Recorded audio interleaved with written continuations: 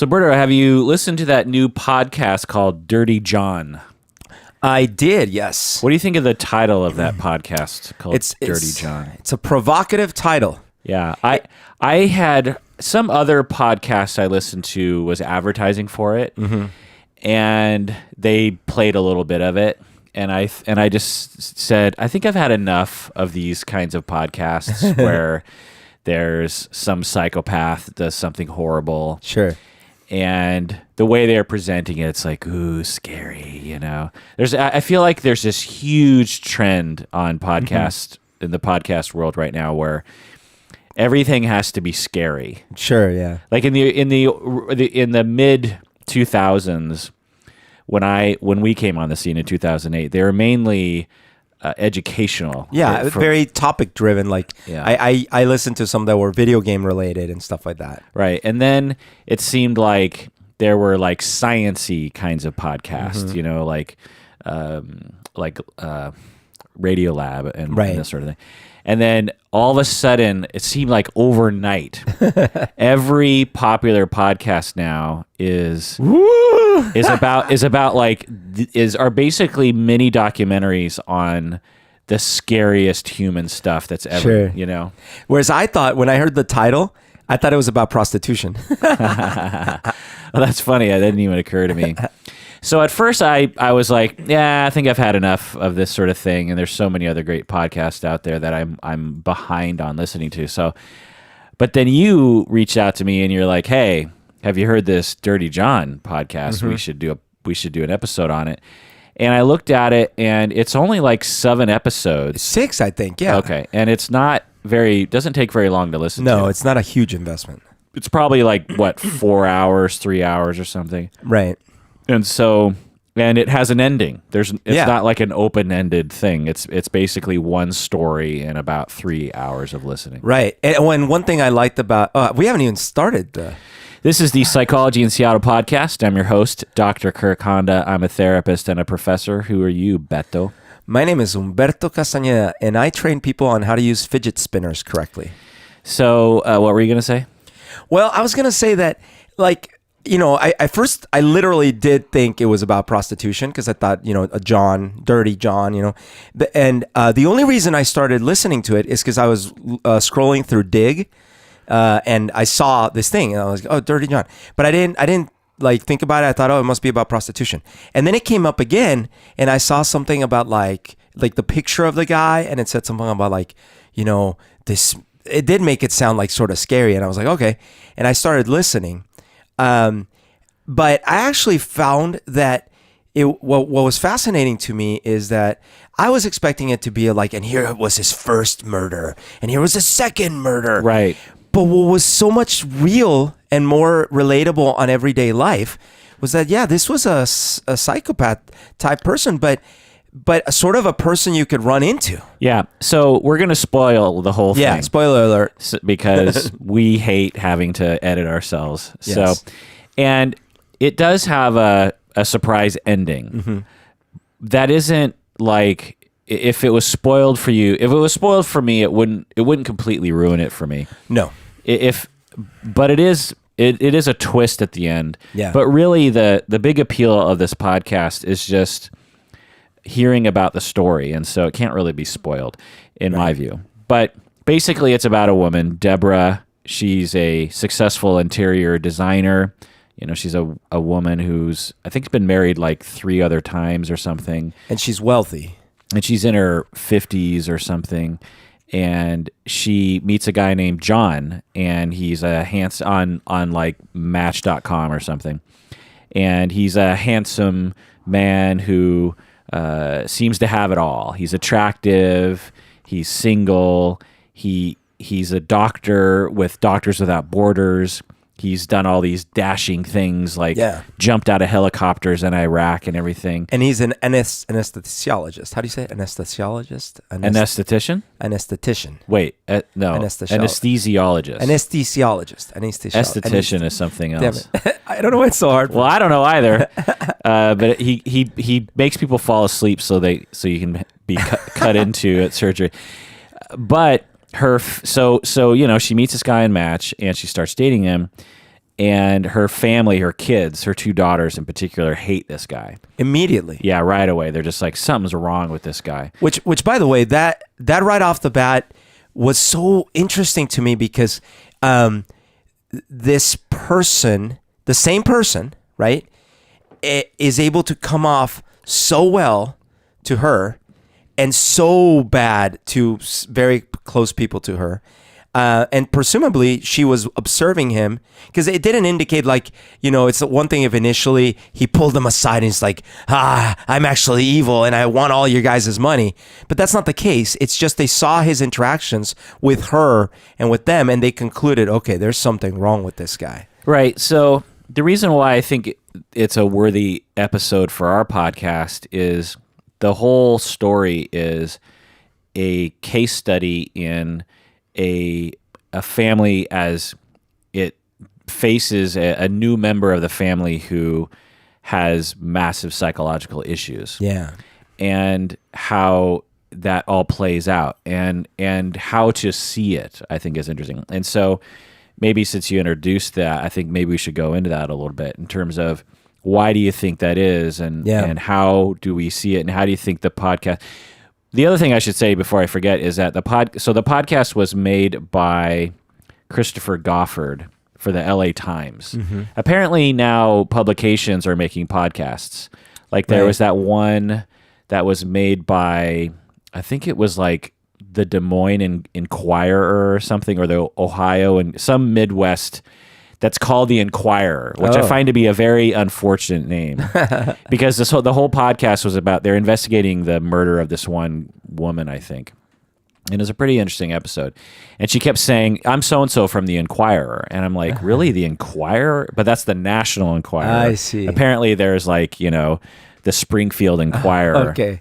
Which makes sense, yeah. But it's interesting that a lot of these traditional publications are now sponsoring podcasts. They're trying to find new ways to reach Which makes total sense because you have a team of reporters, you have an editorial staff, right? You have advertisers, you know how to put a story together, you have writers, and so that's what this is this Christopher Goffard, I think that's how you pronounce his name, for the LA Times. Right. Has been doing stories like this all the time, and then they just decided to record all of his conversations with all these people, which is and the way it's all put together and the way he asks questions and the kind of journey that they take you on is pretty interesting. And again, it's it doesn't take too long. But anyway, so what is our conceptualization of this guy psychologically? Because basically right from the start, so let's just go on this facts. Let's just summarize the facts. He starts dating. Well, let's spoil the whole thing and go back in time. Well, I mean, when he starts dating her, the facade he's putting for her is almost 100% fabricated. He's not a surgeon or not a true doctor. Yeah, he's a nurse. He's a nurse, and he hasn't flown in these missions and things like that. He is actually homeless. Yeah, he's currently unemployed. And he just got out of prison. Yeah. He went into prison for what again? Like, was it money fraud or something? Or it was because that was the other thing is he comes from a family of basically sort of at least friendly to crime sort of background. Right. So let's just briefly summarize his life. Yeah. He grows up in a family in which his father was actively encouraging his kids to involve themselves in scams and criminal activity and intimidation. His dad, they talked to Dirty John's sister, I think, and the sister is saying things like, "Our parents were awful, awful people." I think is what she was saying, and they were terrible parents and taught terrible lessons. And it sounds like Dirty John's father was kind of a con man himself and an aggressive person and would tell people he was involved with the mob, even though it's questionable whether or not that's true. And then Dirty John adapted that. Right. It's like Dirty John's just like his dad or a worse version of his dad or something. Adopted, I mean. and then Dirty John grows up. The reason why they called him Dirty John is because he was so shady in college and in his 20s that his friends started calling him Dirty John because they just observed his behavior. He was always trying to figure out a scam. He was always working an angle, and he was exploitative of women. And yeah, I got the sense that a lot of it had to do with his behavior around women. Okay. And they said in that bachelor party interview, Yeah. they were like, oh well, I mean, we call him like Filthy John or whatever, Yeah. but we can't really talk about why right now. Right. And so he goes to college and he becomes a nurse, and he specializes in anesthesiology, and he starts to work. He gets married, and he doesn't invite any of his family to the wedding. He just totally wants to get away from his family because his family has issues, and Right. and also he's already starting to kind of lie about his past, like the weird lies, really. Instead of saying, because his real name's John, his born name is John, but he starts calling himself Jonathan, Right. and he lies about his age. He says he's younger. He says he's 5 years younger. Yeah. To his wife, and then in the marriage something goes wrong, and the wife wants to divorce him, and that's when he turns on her. Right. Why did she want to divorce him? Well, remember, there was something about, like, he immediately starts having like affairs and like just sleeping around and stuff like that. Okay.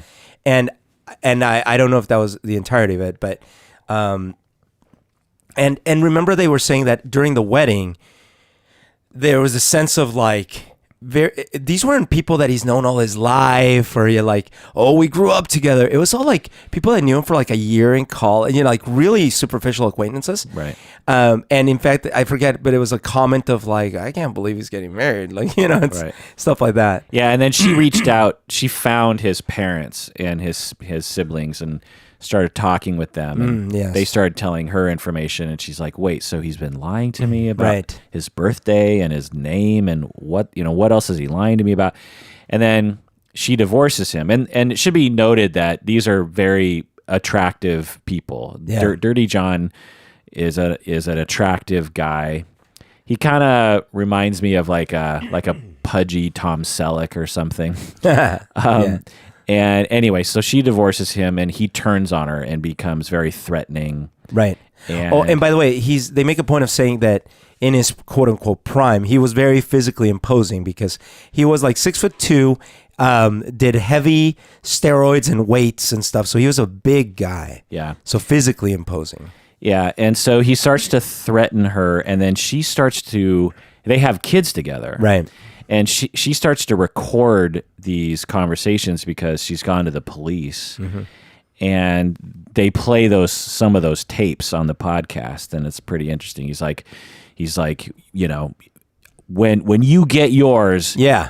you'll know it was me. And she's Like, what are you talking about? What are you threatening me? Yeah, are you saying? Because she's trying to get him to say something Yeah. on tape, and he's like, well, you'll know. Believe me. Yeah. One day when you least expect it, something's going to happen to you, and it's going to be because I made it happen. And, Yeah. And he says, I've been reacquainting myself with part of my family. Yeah. And he implies it's the mob. Right. And just something very bad can happen, Right. And so, yeah. So then is that what lands him in prison? Because I think there was an actual, he broke the law with some scam or something. Like, I can't remember the details. Some sort of other scam, and he goes to jail. How long did he go to prison for? It was years. Like, he was in jail for several years. Yeah, like 10 years or something. I don't know if it's that long, but anyway, it was a while. So he emerges from prison, and and his sister is trying to help him. Right. And trying to get him back on his feet. It's like, okay, you need to get a job. You need to live an honest life, John. Let's put aside that bullshit in the past. Let's live an honest life, get a job. And she looks over at the computer screen hoping he's looking for jobs, and he's actually on Match.com. Right. Or something like that. And she just looks at him. She's like, really? Like, the day you get out of prison and we're talking about how to build your life, and this is what you want to do with your time? Right. And she said she kind of gave up on him at that point. And that's actually when he meets Deborah. Right. The star of this podcast, and proceeds to date her, and they fall in love, and they get secretly married. And And Deborah is in this weird position because all of her family hates him, or many of them do. Yeah, in some cases, he starts threatening them. Right. And and it's also interesting because she describes how when she starts trying to date online, she was continuously disappointed. Right. You know, she'd meet with these guys and they didn't look as good as in their picture, and they were sort of boring. They didn't get along. And then she goes out with John, and in their date, initially, she's like, oh, this seems really interesting and everything. But when they go to her house, and it should be noted he's always wearing his scrubs. Oh, right. Yeah, he's always... are they? Yeah. But then when they go to her house or whatever, he tries to get more physical than she wants. Yeah. And she made it sound like it got intense. Like she had to push him off to the point where he had to apologize later. Yeah. Was it push off? It was some... I got the impression that it was aggressive talk. Like, come on, let's do it. And if you hear it again, I'm pretty sure she indicated that he tried to. Oh, okay. No, that's not to say like, oh, he raped me or anything. It's just I think he tried to make moves she was definitely not comfortable with, to the point where he had to apologize. Right, to the point where she went to like her daughter and said like, yeah, I thought this guy was going to be great, but he ended up and I ended up having to kick him out of the house. So that red flag didn't kick in for her. Well, geez, so we can get into that whole thing. Yeah. So, so what's the diagnosis, Berto? Like, how do we label him psychologically? Well, so far, because he seems to lie kind of compulsively about who he is, what he is doing, who he is, etc. Because he has been fairly dysfunctional and, had to go to jail and messed up, his marriage, all these things. He seems pretty unempathetic in his interactions in those recordings that you hear. And in fact, threatening and, violent even and stuff like that. Like my layman thing would be to say, I think he's like a psychopath. Right. So let's go down the symptoms. Long story short, he is a quintessential psychopath. He's a classic case, actually. He's why Hare even developed the measure. Interesting. As a way of, and you'll get the picture as we go through the different symptoms. It's like, oh, wow, yeah, this is exactly what this diagnosis, what this label was developed for, was a guy like this. Well, in fact, what's funny is before we did our podcasts and before we've talked about this topic, if you had asked me this, I don't know, 10 years ago or something, I would have probably said, oh, I don't know, he seems like a crook, but he's not a psychopath, like with the knife and the killing, right? Which is funny because it will come. But that was interesting because through our conversations about this, I was able to pick up some of those things. I'm like, oh yeah, right. So you're learning. That's good. So symptom number one: is he superficially charming and glib? Oh yes. How so?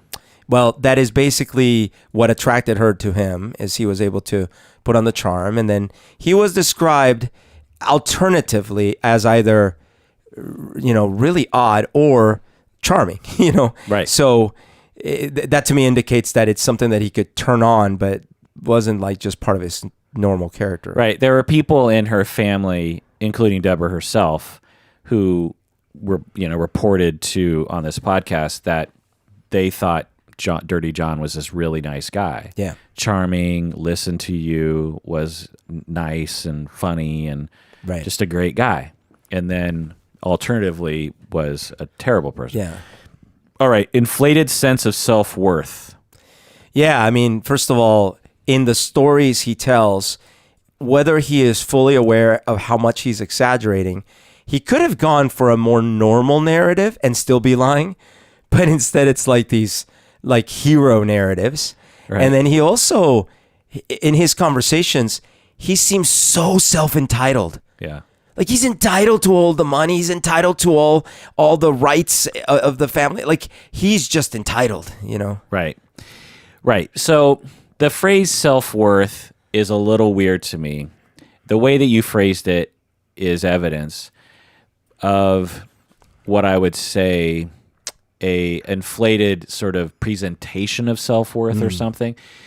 But whether or not he deep down actually felt that way about himself is hard to know. Sure. So that's a little bit of a question mark for me. There's really only 3 question marks, and that's one of them. I might, as evidence in that bucket, then I might also throw in the whole, oh, I come from this family of the mob.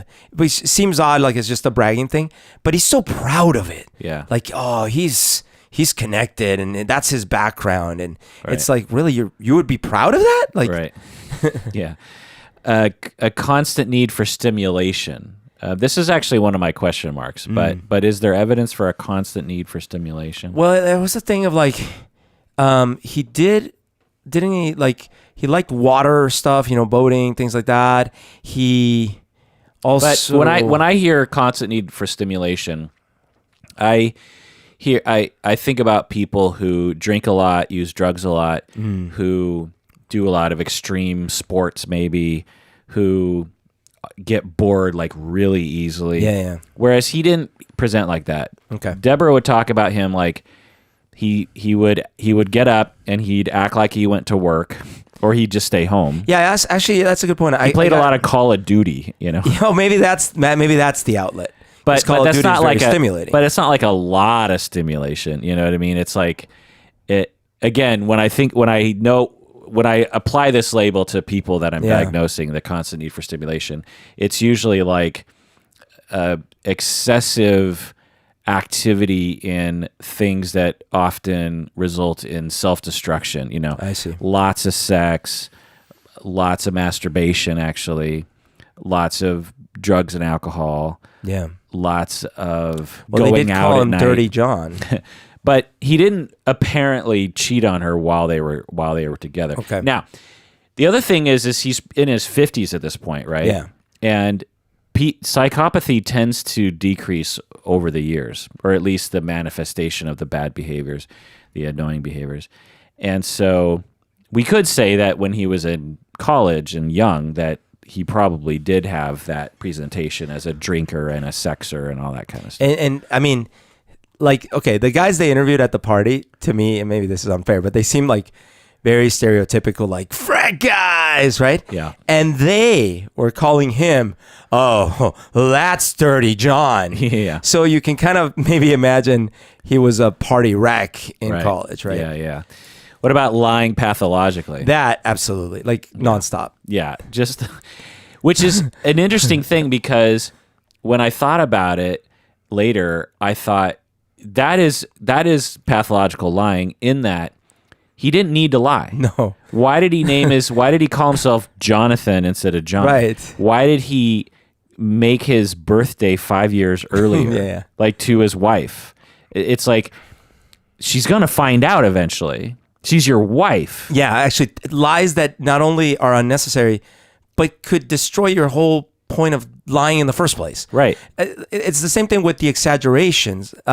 Okay, I could see in this case, if someone's trying to pass off as more legit, it's say like, I do have a job, I'm employed, right? Because if he's unemployed and he's embarrassed about it and stuff, but he's not employed, he's a doctor and an anesthesia doctor. It's like hardcore. They get paid tons of money. They're very well respected. It's a hard profession. And he's been in Doctors Without Borders. Yeah. It's like 10x the lies. Right. Being a nurse, anesthesiologist. Say it again. Anesthesiologist. Anesthesiologist. Is a badass profession, and on the scale of professions. Yeah, of course. That's, that's on one side of the bell curve. Let's just Right. put it that way. So why not just keep it at that? Yeah, that wasn't good enough. Yeah. Or why not go back to school and become a physician if that's what you want to do? I don't know. Yeah, there's just all these weird little lies that he would do, and that's the definition of pathological lying. Now, the typical way of seeing pathological lying for laymen and among many clinicians, in my experience, is basically at the core of one's personality is something dirty, there's something manipulative and evil almost about someone who wants to trick people because they like it, or they want to trick people for their own means or something. I see. But the the development. I mean, I'm going to cut to the chase and say that my thesis about this guy is he's a tragic figure. He created tragedy around him. Yeah. But he clearly, in my view, wanted to live a normal, good life. Right. He when he got out of prison, he meets Deborah, and he was initially, for a while anyway, this really nice guy. Yeah. Now, when the sense you get from the story, tellers and particularly the people in the family and whatnot, is like he's evil and he's out to manipulate and he's out to get her money or something. Yeah. And that's one way of looking at it. And we'll never be able to answer these questions, like what really motivates any particular human. But the part of it that I didn't think was being talked about was he was, in my view, desperate for attachment. He gets out of prison and he wants a stable relationship, as anyone does. And so he goes on a match. He meets this woman. Maybe he's like, wouldn't it be nice if she actually made a lot of money? Right. You know what I mean? That's a good point. Yeah. And then he ends up in the relationship with her. And for a while, he's trying to be nice. He's trying to hold together. These other people are starting to threaten his relationship with her. And he gets upset because he really wants to be with Deborah. He reacts in this really dysfunctional way because that's what he was taught, and because he has a psychological condition that makes it so that he can't really think straight in situations like that. Right. He jumps to intimidation too quickly. He's threatened too easily. He has too much, he doesn't have enough empathy. It's like he needs to think about like, well, if I was there with him in those moments and he's like, so I'm getting the vibe that, and he came to me for therapy. I'm getting the vibe that these people are against me. And so I'm going to really let him have it. And so I would talk with him about, well, what do you want out of this situation? Well, I want to be with Deborah. Well, how do you think this is going to play out if you end up alienating her?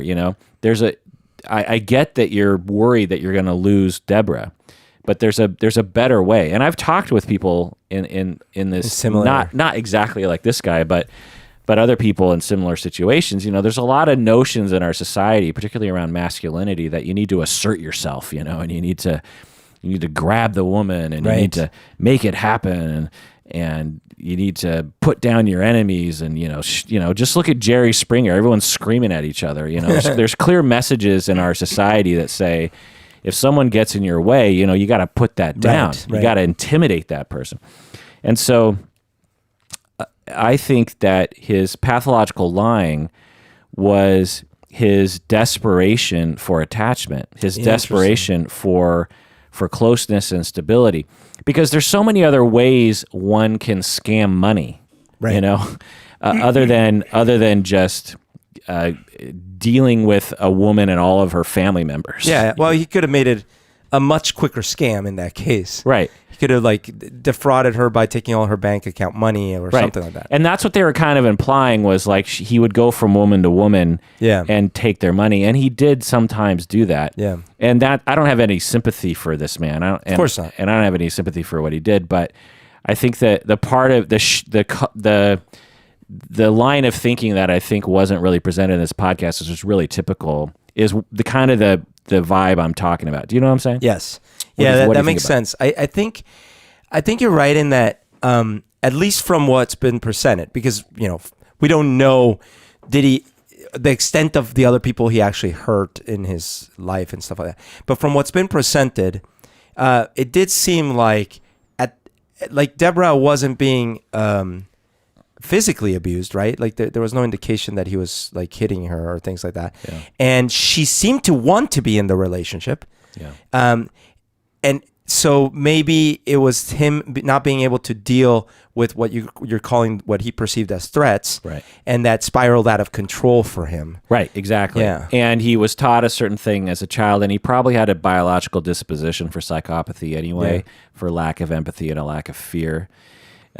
There's associations with like a lack of fear with psychopathy, which is interesting because when you're a young child and you're developing, and your parents look at you with a face of like anger or a face of disapproval, right? that activates a young child's fear response. Like, oh my God, my parents are upset at me.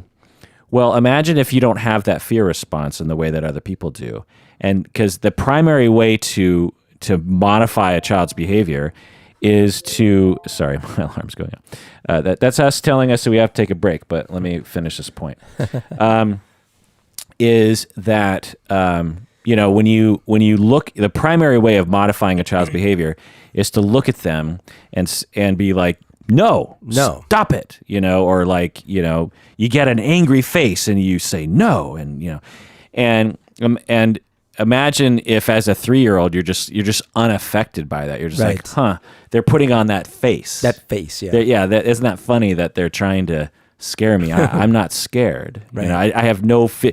And because you see 2-year-olds, 3-year-olds, 4-year-olds, when you do that to them and they're not ready for it, they freak out. Yeah. They jump. They're like, oh my God, like mom's upset at me. And what am I doing? You see them have a physiological autonomic response to that. Right.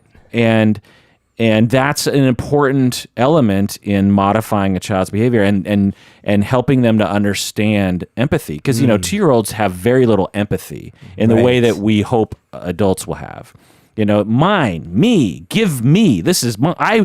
A friend comes for a play date and has a stuffed animal, and little Jenny is just like, that is now mine. That's my stuffed animal. That's mine now. I see that. I see that stuffed animal. I want it. That's mine. That's psychopathic behavior. Right. And you're like, hey, have empathy for your play date. It's like, no, this is mine. And hey, we're gonna have to give this back to to Jane, and Jenny's just like, no, mine.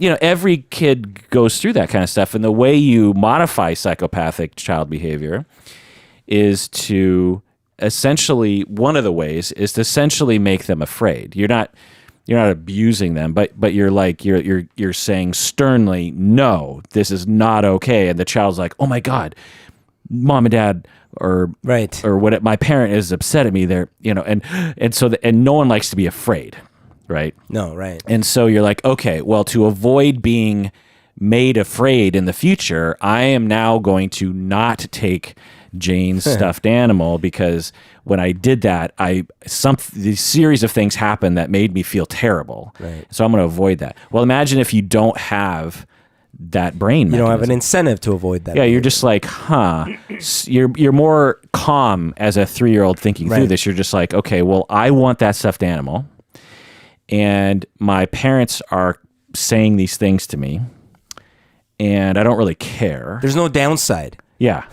and Jane is upset, because that's the other thing, is now Jane's upset, and if you don't have that fear response to someone else being upset, them retaliating against you, you're just like, I'm not afraid of that. Yeah, maybe they'll try to smack me around. I don't really care. Then you just don't develop. This is one hypothesis as to why there are psychopaths. Interesting. It's not that they don't have empathy, it's that they don't have fear. And it's a weird hypothesis of the development of empathy, right? Is that we develop empathy partially because we're trying to avoid the fear of what it feels like when we actually harm other people and their response to us, and the fact that they might actually get revenge on us, Interesting. If I take Jane's thing and I worry that she's going to punch me in the face, or I worry that she's going to take one of my things, or I worry that she's going to tell my mom, and then my mom is going to chastise me or spank me or take away something, and that, it's all kind of a fear system. Yeah. And so anyway, so as he is lying, so you develop this sense of lying, because when you lie, you're not worried about the consequences of lying. Yeah. And so you just develop this habit of just like, well, when in doubt, I'll inflate this and I'll inflate that, and I'm not, even if I get caught, I don't really worry about it. That's what's so strange about psychopaths, is and that's why I love this podcast so much, because if you really look at Dirty John, his life is a mess. Mm-hmm. he's not like this calculated mastermind, which is how often they're presented. And if you don't really listen carefully, I feel like this podcast presents him as a mastermind. He's like a con man. He's always like figuring out how to manipulate people and blah, blah, blah. And it's like, I mean, did you get that sense? Well, I got more the sense that he's always trying to forcefully manipulate, but I didn't get the sense that he was often as successful.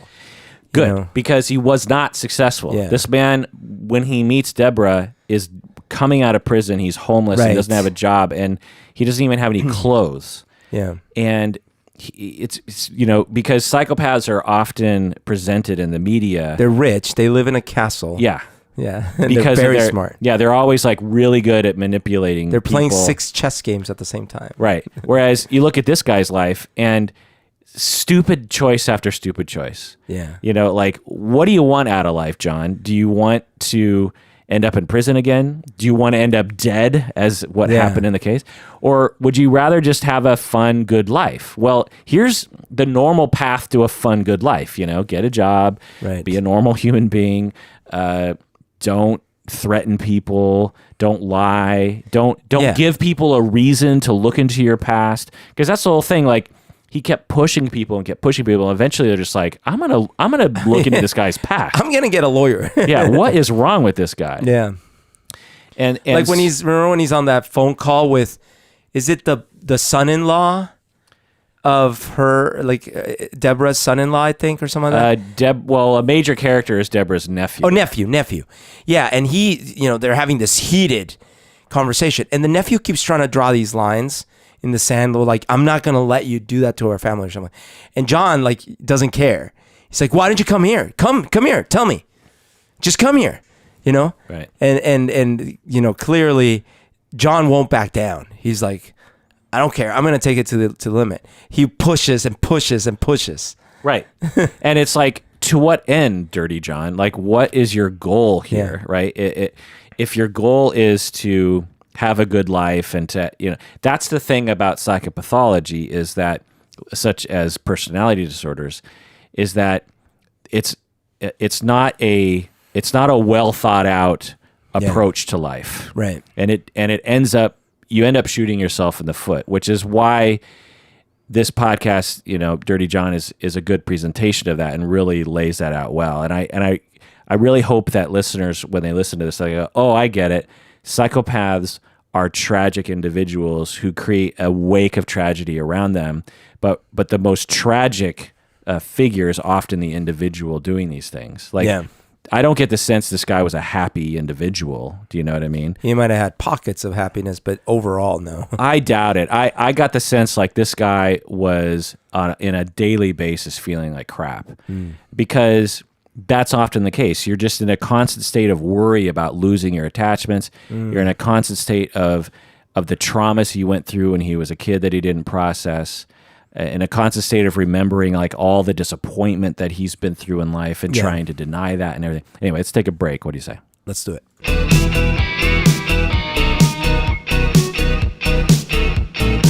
All right, we're back from the break. If you haven't become a patron of the podcast, do so now by going to patreon.com. Once you become a patron, you get access to a lot of our patron-only episodes. Okay, let's continue with the psychopathic symptoms. So we got superficial charm, inflated sense of self-worth, constant need for stimulation, lying pathologically. What about conning others and being manipulative?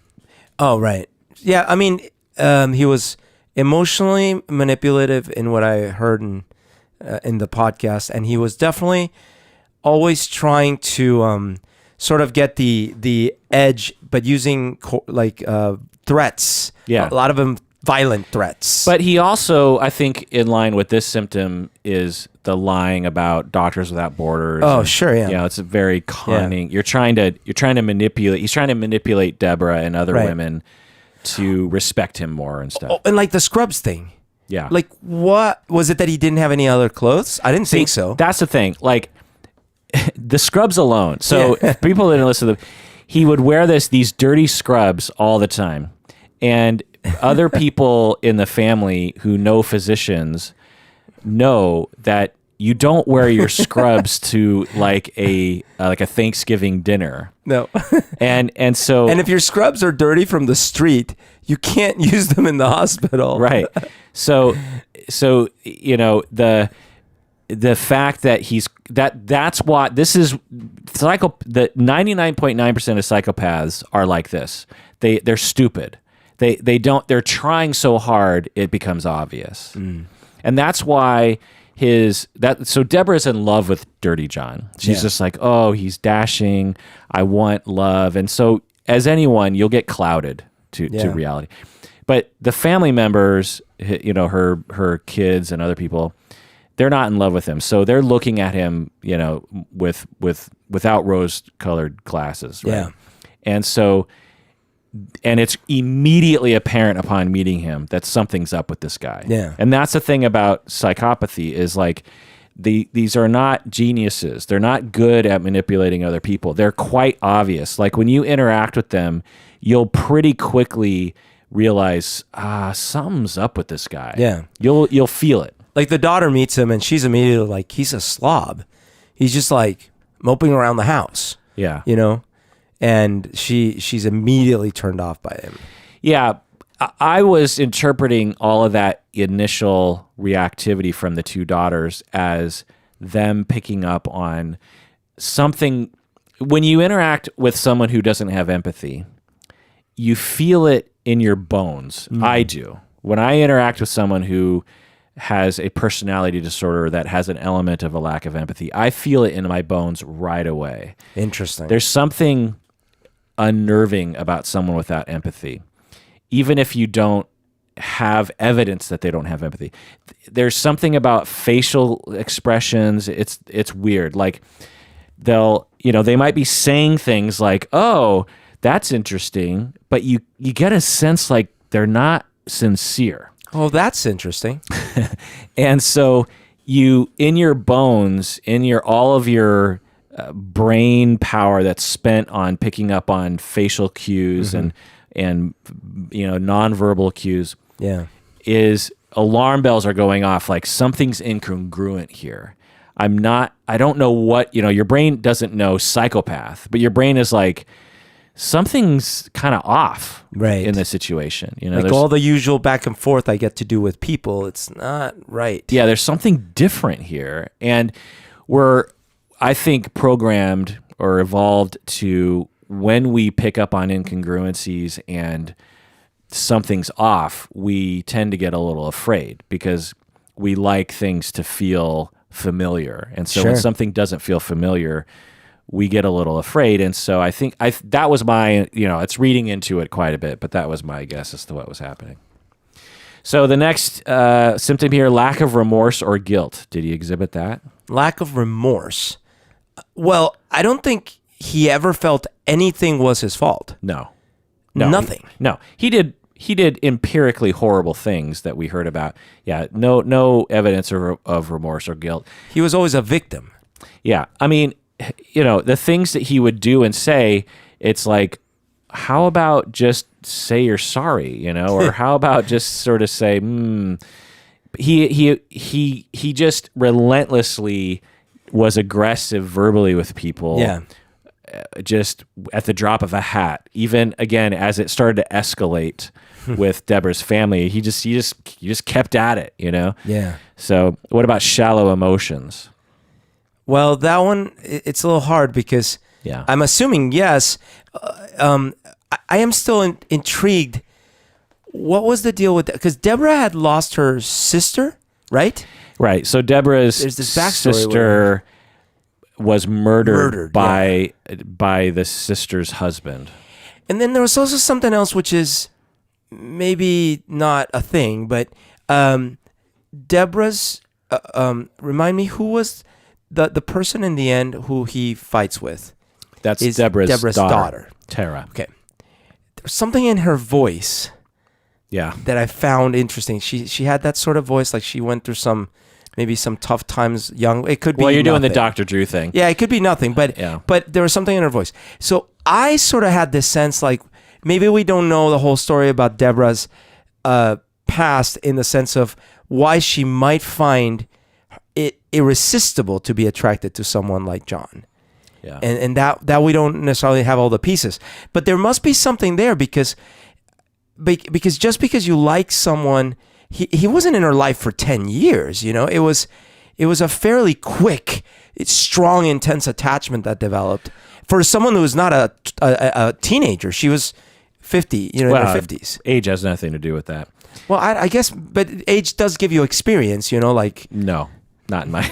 You would like to think, and that's the cultural notion, that somehow adults are better able to manage love relationships, and I'm here to tell you that is just not my experience. No, maybe not. I mean, certainly 15-year-olds might have a little bit more of a deficit, but the propensity to fall in love quickly and be... I guess what I was trying to say was, blind. if she was on the level, then he must have had enough actual emotions that she could work with. Otherwise, why would she have been so attached to him? Well, so good question. Yeah, this is the other question mark for me, is the emotion part. And you're good to sort of wonder, maybe when it was just the two of them and there wasn't any threats that were happening on the outside, that there was a depth of emotion that Deborah was picking up on that she appreciated, right? Yeah, totally. I didn't see, there's no evidence to me in terms of what they presented that he had shallow emotions. So, but he might have. Yeah. It's hard to know. I guess part of what I was saying with age is when I started dating, or I imagine when someone starts dating, in general, you sort of don't know what's right and what's wrong, like what you even are supposed to expect out of dating someone, you know, because you see in movies like, okay, the thing is dating, but in reality, like, what's it supposed to feel like? What am I supposed to say? What am I supposed to do? Yeah. So I imagine when you're young and you start dating someone, let's say you're a girl and you start dating a guy, if the guy sort of like doesn't say too many things, he doesn't cry in movies, whatever, like any number of things, how are you supposed to know if that's normal or not normal? The only thing you could base it on is, well, are my brothers like that? Is my dad like that? Is my uncle like that? You know, stuff like that. Yeah. But if you've dated throughout your life, maybe you at least have some frames of reference of like, Yeah. you know, this guy never compliments me or something, you know, things like that. Yeah, I'll give you that, yeah. What about callousness and lack of empathy? Yeah, I mean, Yeah, up the yin. certainly, at least in his words and final actions. Yeah. We also don't know if he did worse things that we, you know, neither us nor the police know about. What about using others and being a parasite? Definitely, he was perceived as a parasite by the entire family except Deborah. Yeah, he's a classic psychopathic parasite in that he found a woman who had money and just proceeded to be a parasite off of her. So there's that. What about poor control over behavior? Yeah, I mean, like you're saying, I didn't get the sense that when he was blowing up on the phone and saying all these threats, like it was this part of a master plan. It was him losing control. Right. Yeah. Promiscuous sexual behavior. Well, so two things. There was the indication in college. I mean, they made very, very poignant comments about how he was around women and what he did with women without going into graphic detail because they're like, we don't want to talk about it. The second thing was when he was no longer with Deborah, there was that thing about how he had been seeing women like nonstop. Do you remember this? Like, was it his sister? I think it was his sister that was saying that he was seeing women, or maybe this was before he started seeing Deborah. Yeah. I can't quite remember. The sister was saying something about it, that she realized that John was just like going through women and dating them. Plenty of fish. Yeah. Right. So definitely promiscuous sexual behavior when he was younger and maybe during his older adult life too. Behavioral problems early in life. Well, I don't remember if they talked about him getting in trouble in school and stuff like that, but it sounds like he was always a troublemaker. Right. This is basically a symptom to demonstrate that it's been a lifelong behavioral pattern related to his personality. Have you seen the movie It, the new one? No, is it good? I liked it, maybe if you watch it, we should talk about it. I'm not into horror. Do you think it would be good horror? I don't know. If you're not into horror, maybe it's not. But it's not a cheesy horror movie. It's more like Stranger Things. Yeah, I heard it's kind of like Stranger Things. It's like Stranger Things. Someone described it as Goonies meets. What was the other movie they compared it to? Well, Stand By Me or something. Okay. But it is horror. I mean, it's All right. scary things. Lack of realistic long-term goals. Yeah, certainly. Yeah, his entire life is one lack of realistic long-term goal. What about being impulsive? Well, he was impulsive in his reactions towards people. Totally. For sure, yeah. He was very impulsive. Being irresponsible.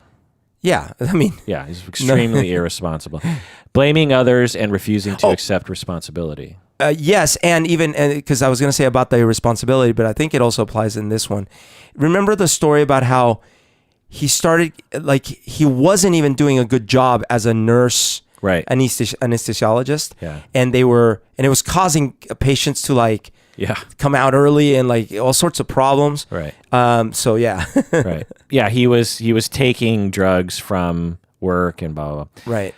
Blaming others, having several marital relationships, yes. Delinquency when young, yes. Criminal acts in several realms.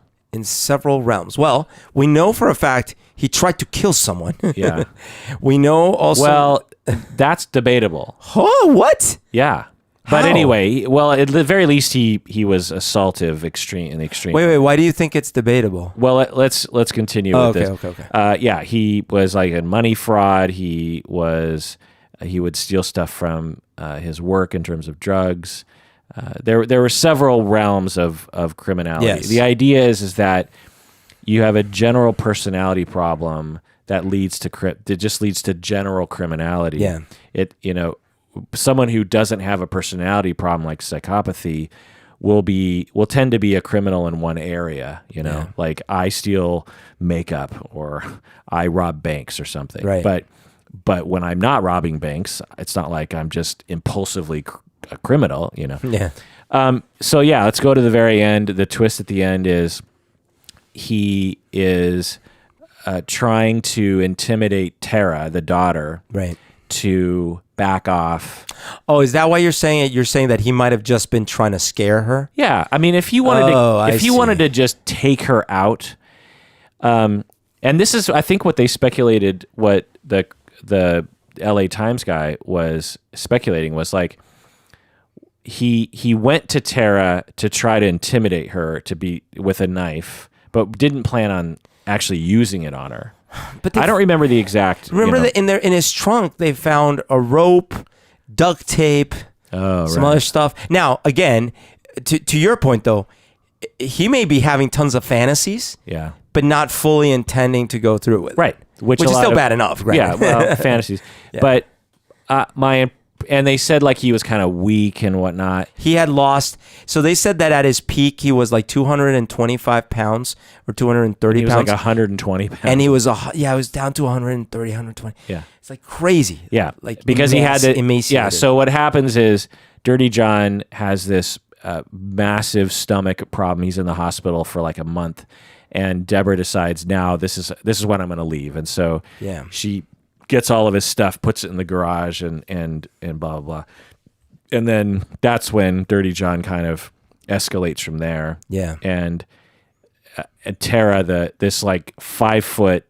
No, she's 5'4", right? Oh, well, she's really small is the thing. Yeah, but she's not big. He's 6'2". Yeah, and he's waiting for her like outside of her car or something. Right. And he tries to intimidate her. They get into a scuffle, and he starts to stab her. He stabs at her, yeah. Yeah, and stabs her like several times. Although, yes, right. And then her arm is particularly badly stabbed. Yeah, and then the knife gets out of his hands, which is actually really common in knife fights like this because blood makes things really slippery.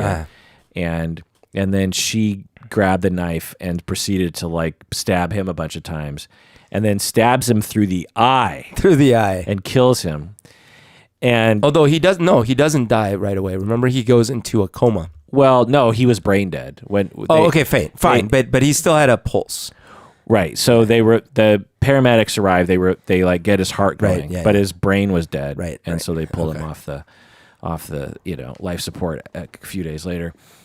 So essentially, she turned off his brain. She anyway. basically, and so it is just totally. I did not see that coming. I'm like, I thought what was going to happen was he was going to end up in jail, because as I'm listening to the podcast, I'm like, well, we haven't heard from him, and they haven't said what happens to him, and Deborah's kind of talking like he's out of the picture now. Right. So where is he? Or did he kill himself or something?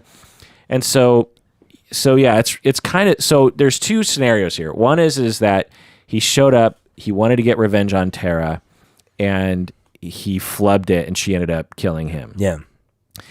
Wait, it was, by the way, the whole podcast opens with, and there's 10 knife wounds, and there's stab in the neck, or like. I don't remember that. I don't remember that. The podcast opens with this police description of all these stab wounds. So immediately I was expecting, okay, we're gonna hear about all the victims that this guy killed, and all these things. So it was actually quite interesting. That he might have, but we never hear about any deaths until he dies. Right. And that's another thing. I assume he hasn't killed anybody. Right. And I assume that, he had fantasies because he had all that stuff in the trunk, or he had the stuff in the trunk because he wanted to intimidate people. Yeah, he might have actually wanted to kidnap her. Right. And I mean, again, the guy is terrible. Yeah. Horrible. No. But right. But again, if you want to kill someone, if you just want to murder someone, get a gun. It's obviously easy in our country to get a gun. Right. And just walk up behind him and kill him. Like, why would you show up with? And it wasn't even like a huge knife. It was like, right, yeah, and so there's all that kind of stuff. And so there's one scenario where he showed up, he wanted to kill her, he wanted to bind her and dump her, or he wanted to kidnap her and intimidate her and then set her free, and then she would be intimidated and not talk shit about him anymore or something, or he would just feel better getting revenge. And it's hard to know, but the most comical thing about it is Tara and her husband are really into Walking Dead. Right. So early in the podcast, they go on this long jag about how Tara, so Deborah's daughter, the daughter who hated John from the beginning, they go on this long jag about how Tara met her boyfriend and how they started dating. And I'm like, why are we going down this road? And they start talking about how they bonded over The Walking Dead. Yeah. And there's these lines of Tara talking about, I just kind of like Walking Dead because, it kind of teaches you like survival skills. And, it's just kind of interesting to think about, like, what if the zombie apocalypse did happen and you had to defend yourself? It's just good life. She's treating it like it's a life skills kind of Survivor Man. Yeah. And then she talks about, after killing, through self-defense, killing Dirty John, she attributes her success in that altercation to watching The Walking Dead. You got to get him in the head. Yeah. You got to get him in the head. She says something like that. Yeah. Like, you got to That's how you get the zombie. You can't kill him in the body. You got to get him in the head. And that's what she did. She stabbed him through the eye. Right. And which is a common thing to do in The Walking Dead. Right. Because it's a lot easier to drive a knife through an eyeball than it is through a skull. Is it? Well, yeah. I mean, is it? I mean, an eyeball is fluffy but I mean, squishy. you have skull but you don't have to, Plus, there's a little gap at the back. There's a little gap. You don't have to worry yourself with all the details. That I just thought, the way they presented it, or the way I took it. I mean, did you take it as kind of comical?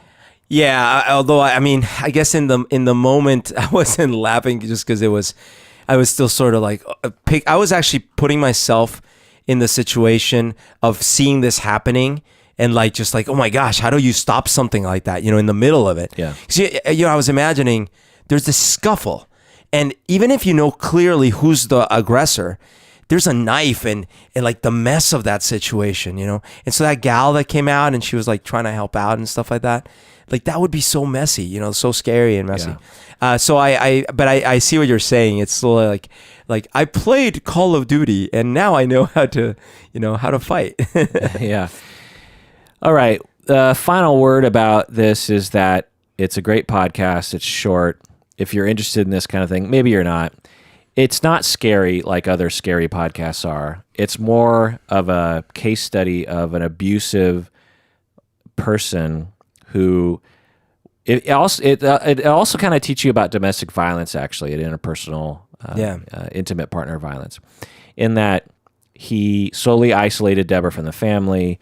He would lie. He would do bad things. Deborah would threaten to leave, and then he would beg her to come back. He was extremely nice to her on certain times, and would kind of make her depend on him in certain ways. Right. And was very traditional in some ways. And so it's a good case study in domestic violence as well. And one of the most shocking parts that you sort of alluded to earlier was that at some point Deborah totally leaves him, for good. You're just like, as you're hearing this story, you're like, Deborah, leave this guy, leave this guy. And it just gets worse and worse and worse. And then finally she leaves him and then she lets him back into her life. Yeah. And then they secretly get married. It's crazy. Yeah. And the whole time you're just like, Deborah, why? There's so many other fish in the sea. Why this guy? And the part that I didn't think they portrayed well enough was the romance that is involved in these kinds of things. She talked about how she's like, well, I was in love with him. Yeah. And she doesn't say like, I'm finally so glad because I didn't see how much he was hitting me and abusing me and stuff. She talks about him in those ways of like, I really was in love with him. Right. And we all have to forgive our spouses for their faults. That's a requirement. In order to be in a long-term relationship, you have to forgive even without them apologizing. Right. You have to tolerate your spouse's shortcomings. That's just part of the goes gig. With the territory. And so it's hard for people to know what's too much faults, you know? And I also love this person. I need this person. I depend on this person emotionally. It feels good when things are good. And what if I never meet anybody else? These are questions I hope everyone can relate to. And they make it really hard in that situation. And it, the way it's often presented is like, well, he tricked her and he manipulated her. And certainly you could say that, but you could also just say like, look, love is blind. It's hard to quantify the good feelings that she was getting. Getting? Yeah.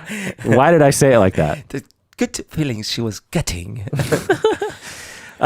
It occurs to me, I've never understood when someone gets together with someone else and they sort of turn off the rest of their relationships. Yeah.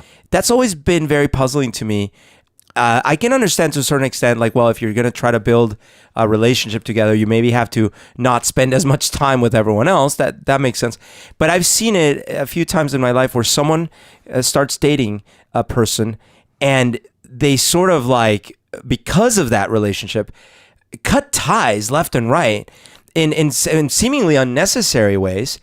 And I've always been like, wait, if that person is making you change your social circle so dramatically, first of all, how, and second, why, right? Like, why do you do that? Well, there's a number of reasons for that, obviously. One is, right, that the new spouse is threatened by the friends and will create enough problems for the person that the person's like, it's just easier if I just avoid my friends.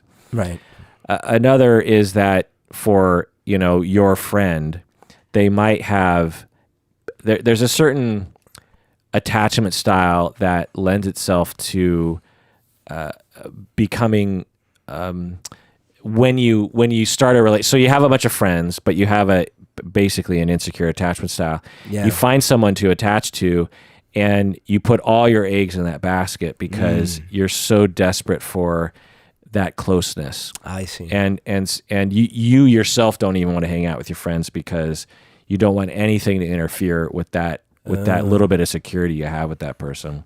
It's fascinating. So I feel like that's why I was saying earlier that there must have been something on her end. Oh yeah, that made it so she was so attracted to this kind of situation. Right. So there's two things. One is that yes, because she very much comes across and even I think says that she feels like she's kind of a naive, trusting person. So there's that. But another part of this is that it's very possible that she suffered from attachment issues herself, and when this guy came along who was extremely giving, he was very nice to her. Yeah. Would do her dry cleaning, would make dinner for her, right. Complimented her all the time, told her, I want to marry you, right away. He's like, I want to be with you forever. And like, there's a very seductive quality to these kinds of people. And so this is why I'm throwing in a little borderline in here. I think he had a little of that. And maybe all psychopaths have a little bit of borderline in them. I don't know. But he certainly had that need for closeness and that attachment and security that I think he was manifesting. The other side to this whole thing, aside from looking for issues that she was suffering, is you can take the healthiest human being on the planet, someone who is the most securely attached, has the most psychological resources, has the most social resources, is privileged, blah blah blah blah. And you have them fall in love with someone who has these, even like 5% of these qualities that Dirty John has, and that person will have a hard time extracting themselves once the relationship turns abusive. Abusive relationships, if you've never been in one or you've never been close to one, you probably don't really understand it because it's a very particular experience to go through. It's very scary. The fact that you feel perpetually scared of, with Deborah, after a while, as she started to learn more about Dirty John and his lying, imagine what would go through your head in terms of like, what is this guy capable of? Yeah, right. If I break up with him, I can imagine him doing all sorts of terrible things. Right. And so why risk that, one? Two, if I just do some mental gymnastics, I can, This isn't so bad. It's not so bad. And it's all based on fear, though. And so there's a chance that Deborah was experiencing that, or at least partially. Interesting. And, because that's what people say. It's like, why don't you just leave him? Why don't you just leave the asshole? And it's like, unless you have the sort of gumption to actually kill the guy. Yeah. And he's going to be walking around able to do things. And if you've ever been in that position where you're afraid that someone's going to take you out, you know that the world is a very unsafe place. Wow. Like, your house is only so secure and you've got to leave at some point. If someone wants to kill you or kill someone you love and get away with it, it's actually not that hard. Right. You just can't.